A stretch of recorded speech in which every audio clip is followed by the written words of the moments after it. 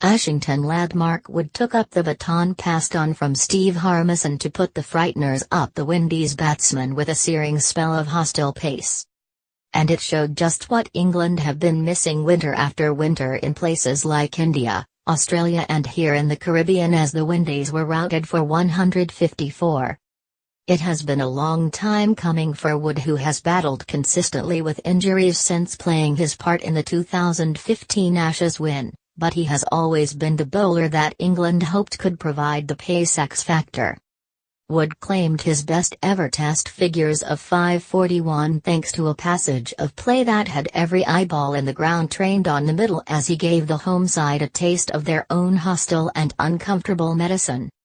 Before this game, Wood had spoken about wanting to follow in the footsteps of Calypso King Harmison, who ripped through the Windies back in 2004, and when Shimron Hetmyer was caught at slip for his fourth scalp, here was another Durham Dynamo doing just that.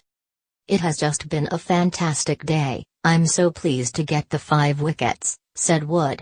"It meant a lot to me and the lads knew it, and I was a bit overwhelmed and emotional in the dressing room. There have been some horrible dark days with injuries and confidence and self-belief. I thought in my own mind that I was an England player, but I wasn't showing it. Today I feel like I've shown I am an England player. And I've pipped Harmy's top speed, so I'm happy. I felt so threatening all the time, and I was particularly pleased with the Hetmyer wicket because he didn't look comfortable and we rate him highly. And by making the likes of Hetmyer uncomfortable, it showed just what England have been missing winter after winter in places like India, Australia and here in the Caribbean. Having a quick bowler, especially away from home, is so important," said Harmison, now a TalkSport pundit. "Everybody can get behind a real pace bowler and it changes the whole atmosphere of everything. I'm not going to criticize a batsman, I'm not in their league and I don't know what is going through their mind out there, but I thought Hetmyer was backing away and showing all 3 stumps. That is what England need. Whenever we go abroad we need someone to take wickets out of nothing. They are a team again with a fast bowler. Just as Shannon Gabriel had done at the start of the day when he roughed up England's remaining batsmen and started the collapse from 232-4 to 277 all out, Wood turned on the afterburners to great effect.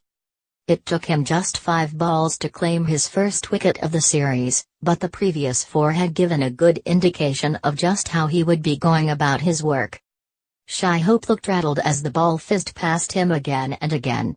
The only ball he managed to get some bat on was the 5th, and he drove loosely to Rory Burns in the gully.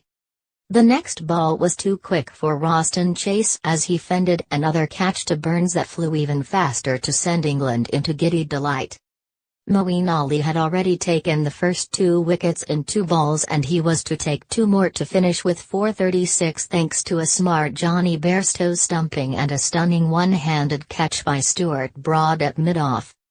But this innings really was all about one man who has had his fair share of disappointments, but who was asked to come back on by skipper Joe Root with 1 wicket left to take, and by uprooting Gabriel's middle stump he claimed his first ever Test 5-4. In keeping with the chaotic and somewhat dubious selection policy for this tour, Wood wasn't even supposed to be out here with Warwickshire's Ollie Stone picked ahead of him. However, as Wood knows only too well, someone's injury hell is another person's good fortune, and it is a rare role reversal for a man who has had to battle back from injury time and again, usually due to his troublesome left ankle.